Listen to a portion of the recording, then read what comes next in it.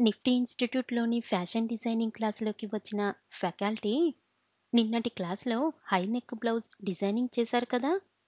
ఈరోజు అంటూ పాఠం మొదలు పెట్టబోయే ముందు దాని గురించి చెప్పబోతున్నాడు. వెంటనే అబ్బాయిల వైపు నుంచి "ఈరోజు శారీ డిజైనింగా సార్?" అన్నారెవరో. ఫ్యాకల్టీతో పాటు మిగిలిన స్టూడెంట్స్ ఆ మాట వినిపించిన వైపు చూశారు. "శారీ డిజైనింగా? ఎవరు? ఎవరా మాట అన్నది?"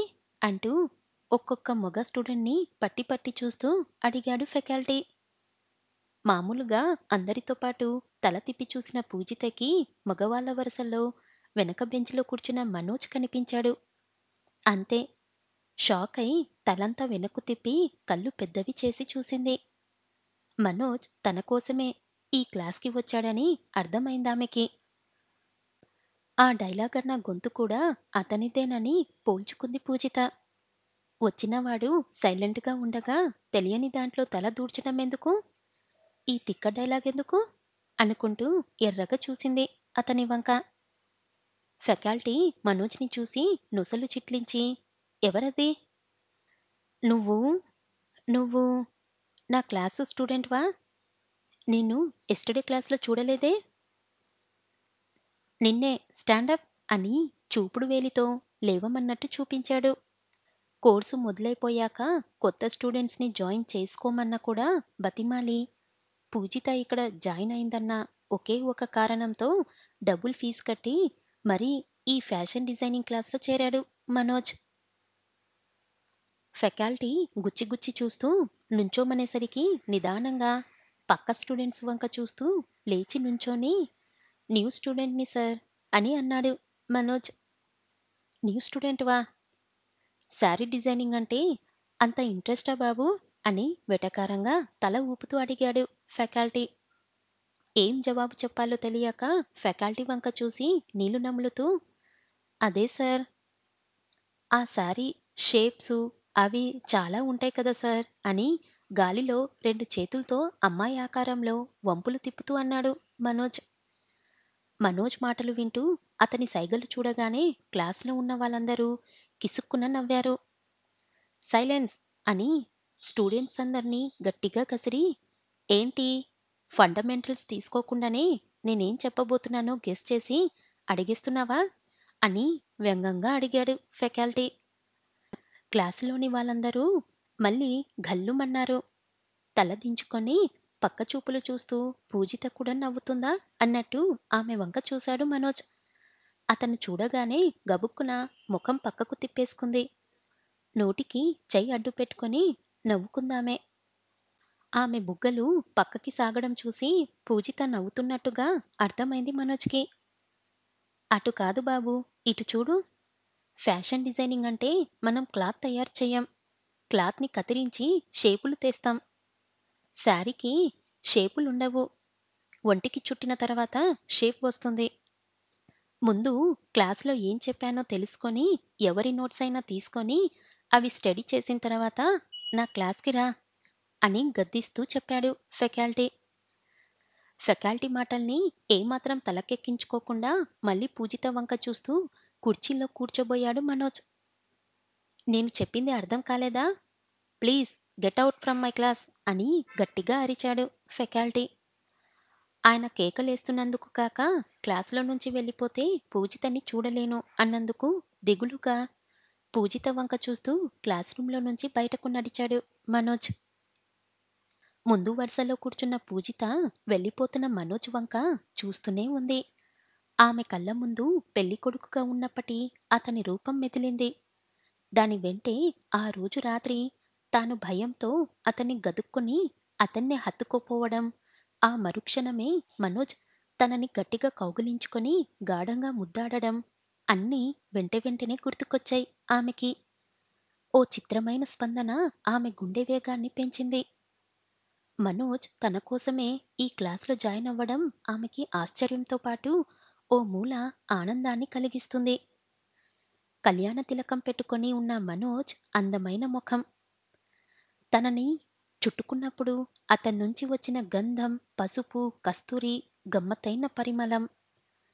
తన పెదవులని బలంగా అదిమేసిన అతని పెదవుల మెత్తని స్పర్శ అన్నీ ఆ రోజుటి కంటే గాఢంగా అనిపిస్తూ ఆమె మెదడుని పూర్తిగా ఆక్రమించుకున్నాయి. ఆ తలుపుల్లో మునిగిపోయిన పూజిత మనోజ్ క్లాస్ బయటకు వెళ్ళిపోతున్నా తర్వాత ఫ్యాకల్టీ చెబుతున్న పాఠంలో లీనం కాలేకపోయింది. సాయంత్రం 5 గంటలకు క్లాస్ పూర్తవ్వడంతో హమ్మయ్య అనుకుంటూ క్లాస్ రూమ్‌లో నుంచి మిగిలిన స్టూడెంట్స్‌తో పాటు బయటకు వచ్చింది పూజిత. బయట మెట్ల దగ్గర కాలు కాలిన పిల్లిలా అటూ ఇటూ తిరుగుతున్నాడు మనోజ్. కాంపౌండ్ మెట్లు దిగుతూ దిగుతూ మనోజ్‌ని చూసి ఇంకా ఇక్కడే ఉన్నాడా అని ఆశ్చర్యపోయింది పూజిత. అయినా అవేమీ పైకి కనిపించనివ్వకుండా మొహాన్ని గంభీరంగా పెట్టి వడివడిగా ముందుకు అడుగులు వేసిందామె.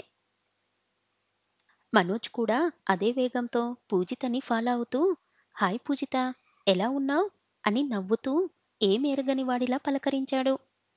సీరియస్‌గా అతని వైపు చూసి ముందుకెళ్ళబోయిందామె.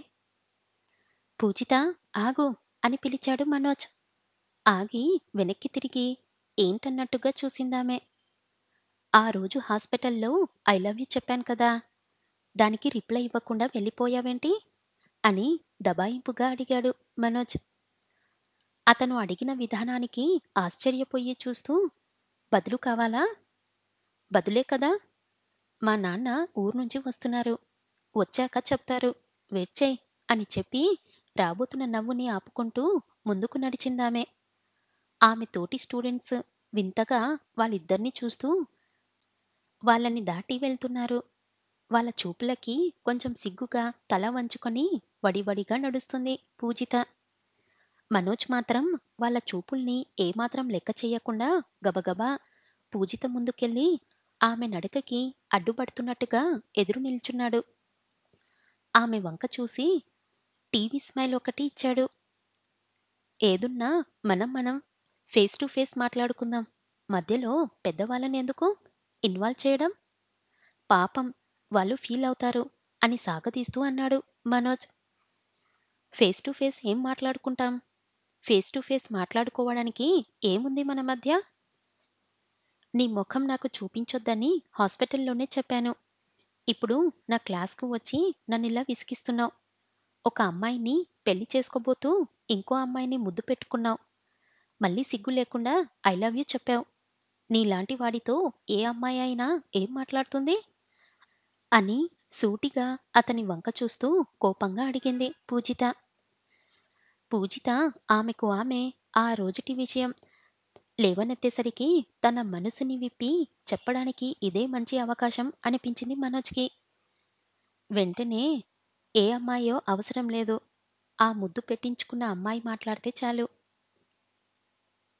నీ అబ్జెక్షన్ నేను పెళ్లి చేసుకోబోతూ నీతో అలా బిహేవ్ చేశాననే కదా! ఇప్పుడు ఆ పెళ్లి ఆగిపోయింది పూజిత. నువ్వంటే నాకు చాలా ఇష్టం. నీకోసం నేనే ఆ పెళ్లి ఆగిపోయేలా చేసుకున్నాను. నేను నిన్ను పెళ్లి చేసుకుంటాను పూజిత అని గడగడా చెప్పాడు మనోజ్. ఒక్క క్షణం షాక్ అయి మనోజ్ ముఖంలోకి చూసింది పూజిత. ఆ వెంటనే గట్టిగా నిట్టూర్చి అతని వైపు తిరిగి నీకు ఇంత చెప్పినా అర్థం కాదేంటి? నాకు నచ్చనిది నువ్వు కాదు. ఒక అమ్మాయితో పెళ్లి కుదుర్చుకొని ఆ పెళ్లి 4 రోజులుందనగా ఇంకో అమ్మాయిని బలవంతంగా ముద్దు పెట్టుకున్నావే ఆ క్యారెక్టరు. ఆ క్యారెక్టరే నాకు నచ్చలేదు. ఒకరోజు పరిచయమైన అమ్మాయి కోసం కొన్ని గంటల్లో జరగబోతున్న పెళ్లిని ఆపేసుకున్నావు. మరి రేపు నిన్ను పెళ్లి చేసుకోబోతూ కూడా ఇలాంటి పనులే చెయ్యవని నమ్మకమేంటి? పెళ్లి చేసుకోవాలంటే కావాల్సింది ప్రేమో, డబ్బో కాదు. నమ్మకం అని నా నమ్మకం. అది నీ మీద అస్సలు లేదు నాకు. నన్ను వదిలేయ్ అని దురుసుగా అందామె. అంతే. ఆమె మాటలు వినగానే పట్టలేనంత సంతోషం వేసింది మనోజ్‌కి. హుషారుగా పూజిత వంక చూస్తూ ఓహో! అంతేనా? నేనే నీకు నచ్చలేదేమో అని భయపడ్డాను. సో, నీకు నేను ఓకే కదా! ఆత్రిజని పెళ్లి చేసుకోబోతూ నిన్ను ముద్దు పెట్టుకోవడం నీకే కాదు, నాకు నచ్చలేదు. అందుకే పూజిత, ఆత్రిజతో పెళ్లి ఆపేసుకున్నాను. ఇప్పుడు క్యాన్సల్ చేసుకుంటున్నాను. ఆత్రిజ అంటే ఫస్ట్ నుంచి ఇష్టం లేదు నాకు. కానీ మా బామ్మ గోల పడలేక ఒప్పుకున్నాను. కావాలంటే మీ అన్నయ్య సుధీర్‌ని అడుగు. ఆ రోజు ఫస్ట్ టైం నిన్ను చూడగానే అయ్యో! మిస్ అయిపోయానే అని ఎంత బాధపడ్డానో. అది కూడా మీ అన్నయ్యకి తెలుసు. నేను నిన్ను పెళ్లి చేసుకోవాలనుకుంటున్నాను. ప్లీజ్ నన్ను నమ్ము పూజిత అని పాఠం అప్పజెప్తున్నట్టుగా గుక్క తిప్పుకోకుండా చెప్పాడు మనోజ్. అబ్బా! నాకు నమ్మకం లేదు అని చెప్తున్నానుగా అని విసుగ్గా అతని వంక చూసి చకచకా ముందుకు అడుగులేసింది పూజిత. మనోజ్ అక్కడే ఆగిపోయాడు. ఇంత ప్రాధేయపడుతున్నా పూజిత తనని కాదంటూ వెళ్ళిపోతుండడాన్ని ఏమాత్రం తట్టుకోలేకపోతున్నాడు అతను. ఎలాగైనా పూజిత కావాలి అనిపిస్తుందతనికి. ఇక ఇప్పుడు ఆమెని ఒప్పించలేకపోతే ఇక ఎప్పటికీ ఆమెని ఒప్పించలేనేమో అన్న భయం అతని మదిలోకొచ్చింది. దిక్కుతోచనట్టుగా ఆమెనే చూస్తూ నువ్వు నన్ను పెళ్లి చేసుకోకపోతే పాయిజన్ తీసుకొని చచ్చిపోతాను అని గట్టిగా అరిచి చెప్పాడు మనోజ్. మనోజ్ మాటలు వినగానే ముందుకు వెళ్ళేదలా సడన్‌గా ఆగిపోయింది పూజిత. చచ్చిపోతానన్న అతని మాటలు ఆమె చెవిలో గిరుగిరుమంటూ ఆమెని వెర్రెక్కించాయి. చర్రున వెనక్కి తిరిగి మనోజ్ దగ్గరికి వేగంగా వచ్చిందామె.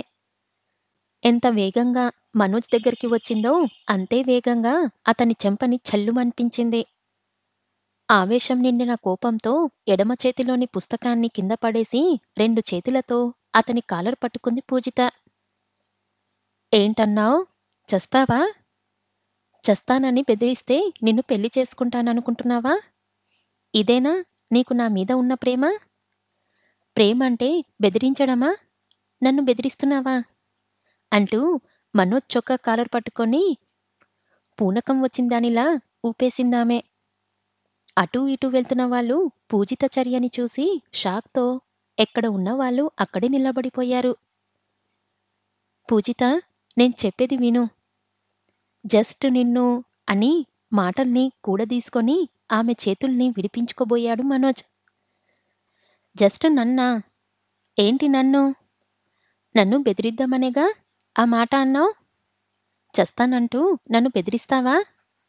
చావ్. ఇప్పుడే చావు. నువ్వు చావకపోతే నేనే చంపేస్తాను అని అరుస్తూ మనోజ్ చేతుల్ని తప్పించుకొని అతని పీక పట్టుకుందామె. సరిగ్గా అదే క్షణంలో సుధీర్ రాకపోయుంటే ఏం జరిగి ఉండేదో. సుధీర్ పరిగెత్తుకుంటూ వచ్చి కంగారు పడుతూ పూజిత చేతుల్లోంచి మనోజ్‌ని లాగి విడిపించాడు. నోట మాట రాక బొమ్మలా గుడ్లప్పగించి ఆమెనే చూస్తున్నాడు మనోజ్. సుధీర్‌కి తన కళ్ళ ముందు జరిగిన ఈ సంఘటన ఇంకా నమ్మశక్యం కావడం లేదు. మనోజ్ వంక విచిత్రంగా చూశాడతను. మనోజ్ ఇక్కడికి ఎందుకొచ్చాడు? ఎప్పుడొచ్చాడు? పూజిత ఇక్కడ ఫ్యాషన్ డిజైనింగ్ నేర్చుకుంటుందని మనోజ్‌కి ఎలా తెలుసు? ఎవరు చెప్పారు? వీళ్ళని ఒంటరిగా కలవనివ్వకూడదు అనుకున్నా కూడా అసలు ఎలా కలుస్తున్నారు వీళ్ళు? ఇప్పుడు వీళ్ళిద్దరి మధ్య మళ్ళీ ఏం జరిగింది? అని తనలో తానే అయోమయంగా అనుకుంటూ పూజితని తీసుకొని బైక్ దగ్గరకు వెళ్ళాడు సుధీర్. షాక్ నుంచి తేరుకున్న మనోజ్‌కి క్షణం క్రితం జరిగిందంతా కలా? నిజమా? అనిపించింది. కానీ తన మొఖంలో మొఖం పెట్టి ఎర్రబడ్డ కళ్ళతో తన గొంతు పట్టుకున్న పూజిత మొఖం గుర్తుకొచ్చి ఇక్కడ జరిగిందంతా నిజమే అనుకున్నాడతను. పూజిత చలించని మనస్తత్వాన్ని, తన బెదిరింపు లెక్క చెయ్యకుండా ఆమె తన మీద విరుచుకుపడడాన్ని ఇప్పుడు తలుచుకుంటుంటే ముచ్చటగా అనిపించాయి మనోజ్‌కి. ఆమె తన పీకని పట్టుకోవడం గుర్తుకొచ్చి అతని పెదవులు సన్నగా విచ్చుకున్నాయి. ఆమె చేతులు తాకిన తన మెడని 2 చేతులతో సున్నితంగా తడుముకున్నాడు మనోజ్. పూజిత మాటల్ని మళ్ళీ మళ్ళీ తలుచుకున్నాడతను.